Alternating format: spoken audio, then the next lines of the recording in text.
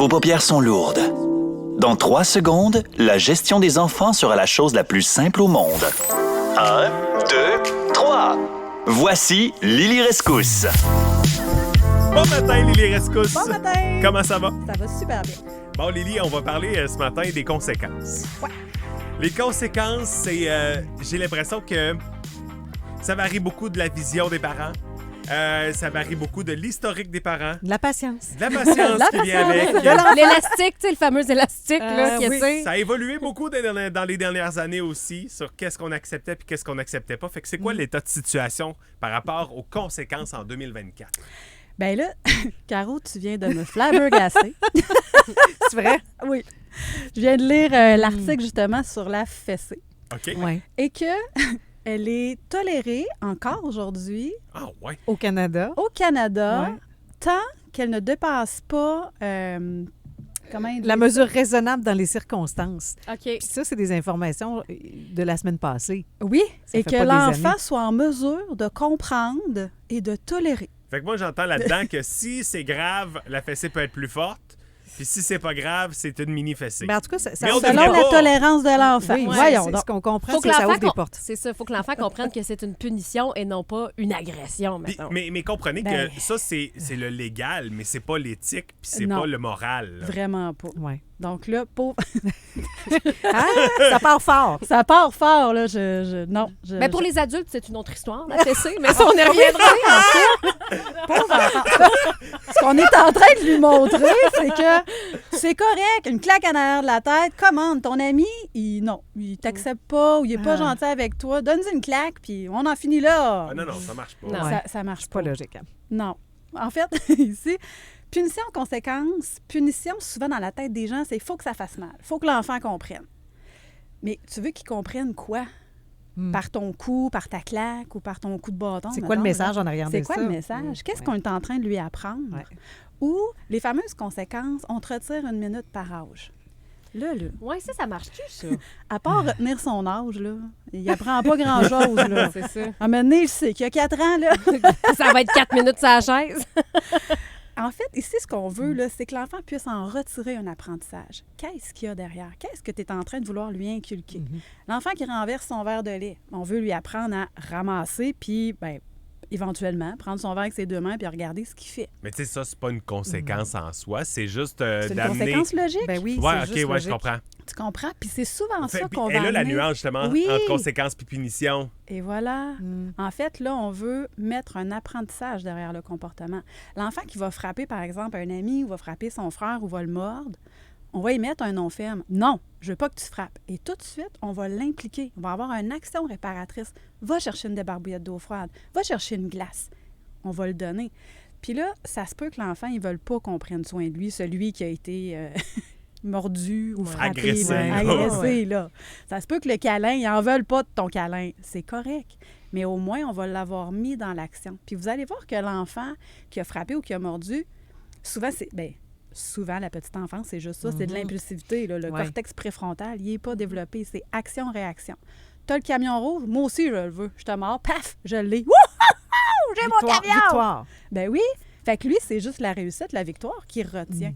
Fait que si, en plus, on vient l'engueuler, dire là, non, là, on fait pas ça, puis là, le camion rouge, fallait pas que tu fasses ça, peut-être. C'est une trop. gros- C'est une trop. grosse discussion. C'est ça. Puis quand c'est l'enfant qui... Parce que je l'ai vu souvent, là, il y a Ouais. des enfants qui frappent leurs parents. Ils Oui. claquent, ils mordent. Puis comment le parent réagit? Tu sais, il peut pas vraiment l'impliquer dans la réparation, me semble. En fait, là, c'est que les deux sont déjà dans l'émotion Ouais. régulièrement.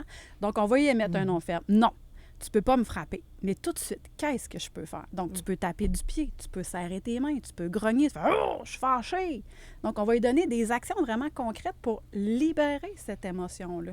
Et c'est ça souvent qu'on oublie aussi parce que nous-mêmes, on tombe dans l'émotion. Puis que là, on bascule nous aussi, puis là, on embarque. Parce que ça fait de la peine, là. Tu sais, ton enfant Ouais. te tape, Oui. t'as comme l'impression qu'il t'aime Ouais. pas, mais Mais- c'est pas ça. Non, pas du Admettons tout. qu'on reprend cette situation-là où justement un enfant frappe son parent. Est-ce que c'est ce parent-là en question qui doit réagir ou ça doit être quelqu'un, donc un parent de l'extérieur de la situation? Ça va dépendre. En fait, je vais vous dire oui, réponds, dis non, je veux pas que tu me frappes. Et tout de suite, on va basculer sur qu'est-ce que je peux faire, qu'est-ce que tu peux faire au lieu de Ça me prend une frapper. autre option. Il faut proposer une autre option. Ben oui, parce que l'enfant, il a besoin de savoir. En fait, il a besoin de modélisation. Il a besoin de savoir quoi dire, quoi faire, les bons mots, les bons gestes. Et c'est là qu'on leur sert vraiment de modèle. Fait que si on fait juste leur hurler dessus, les mettre en punition, puis tu sais, les punitions, souvent, là, c'est OK, là, le dodo. OK, si tu fais pas dodo, là, je te le dis, le Père Noël ne viendra pas te voir. Si tu fais pas dodo, je te le dis, je t'enlève tous tes bonbons. On le sait très bien, souvent, là, dans le 3/4 du temps, si c'est pas 90, là, on le fait pas. On le met pas en application. Fait que l'enfant, on lui donne toujours comme une petite raison de pas écouter notre consigne ou de pas collaborer parce qu'il sait. Souvent, il va y avoir beaucoup de répétitions dans nos consignes. Dans mes observations, là, je le prends souvent en note combien de fois que le parent va répéter. Pas pour le juger, mais pour lui montrer à quel point qu'on peut répéter. Puis l'enfant nous entend même plus. Mais j'imagine que la répétition et la constance, c'est quand même importante. Oui, la répétition dans, OK, à toutes les fois qu'on fait telle chose, ben oui, il va avoir ça comme conséquence. Mais de répéter 52 fois notre consigne, puis finalement le faire à la place de l'enfant, je t'ai dit de ramasser ton sac d'école, une fois, 2 fois, 3 fois, 10 fois. L'enfant, il enregistre ça. Ben oui, À encore l'usure, une je vais l'avoir. chance. Ben oui. Ben, ça a marché le dernier coup. Donc, OK, je vais m'essayer un petit peu plus fort. Puis là, ben, de fois en fois, l'enfant crie un peu plus fort, l'enfant pousse à bout le parent un petit peu plus fort. Donc là, je vais avoir des comportements encore de plus en plus désagréables, plus intenses aussi. Ou ce qui va arriver, c'est que tu achètes la paix pendant qu'ils sont petits, mais à l'adolescence, il y a autre chose qui reste de ça. C'est comme une carte de crédit, hein? Les intérêts reviennent assez vite. Des exemples de conséquences concrètes, là, des actions qu'on peut poser auprès des enfants pour qu'ils comprennent ce qu'ils viennent de faire, c'est pas correct. Bien, en fait, ça va être en lien avec le comportement. L'enfant qui laisse traîner ses jouets, il y a plusieurs choses. Donc, tu sais, le comportement, c'est par exemple, OK, on range nos jouets, puis son ami vient frapper à la porte. Parfait, tu peux aller jouer avec ton ami une fois que tes jouets vont être rangés. OK. Conséquence naturelle, son petit frère pile sur son jouet, il le brise. C'est plate, hein, je comprends. Mais il fallait que tu les ramasses. La prochaine fois, tu ramasseras tes jouets ne seront pas brisés. On n'est pas obligé d'en rajouter non plus. On dirait que c'est ça qu'il faut pour que l'enfant comprenne, il faut que ça fasse mal. Mais non, pas nécessairement. D'où conséquences naturelles. Oui, Ouais, conséquence. L'enfant qui monte sur un banc, tu lui as dit 22 fois de ne pas monter sur le banc. Paf, il tombe, il se fait mal. Tu n'es pas obligé d'en rajouter. Et là, la sa conséquence. En 15 secondes, Lily, qu'est-ce qu'on doit retenir de tout ça? Bien, que derrière une conséquence, il doit y avoir un apprentissage. Le moins possible, frapper, là, ça vient de me jeter à terre. Il y a une loi qui vient de passer en France, en 2019, de ne pas frapper les enfants. Donc, je pense qu'on peut l'amener ici, là. Oui. Sinon, lrcoachingfamilial.ca, vous avez d'autres astuces. Ben, merci beaucoup, Lily Merci. Rescousse, coach familial qui nous donne de précieux conseils. Merci pour ta présence à Merci. tous les mercredis. Ben, un mercredi sur 2, plutôt. Can Get You Out of My Head, c'est la chanson qui s'en vient rouge.